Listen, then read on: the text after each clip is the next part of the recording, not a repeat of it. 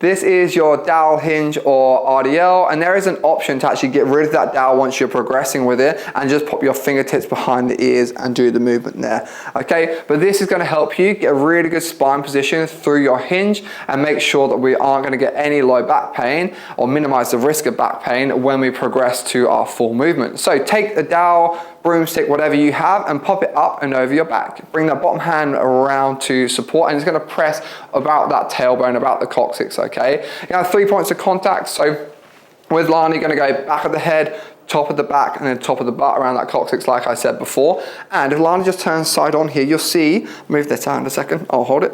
You've got a little gap, okay? Because Lana and most people do naturally have an arch in their back anyway, so you can maintain that neutral position through this whole movement.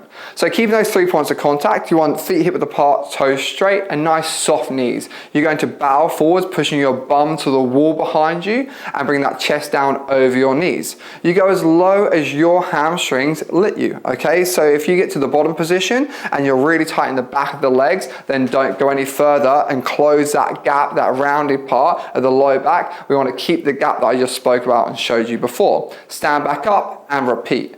If you're just getting really, really tight in the hamstrings and your legs are almost locked out, you can bend the knees a little bit more through the movement, being sure not to send them forwards though, and that's going to let us get a little bit lower and stretch into the butt cheeks more too. With this one, just be sure not to flare through that chest. Keep the ribs down so the gap between our ribs and our hips stay the same the whole time. And that's just gonna make sure that we don't close that gap, but we also don't make it even bigger. And it means at the start of the movement, we don't stick our butt out, okay? And then get some pressure in that back and then have to round earlier in the movement. It just allows us to get through that perfect setup, perfect movement, rep after rep.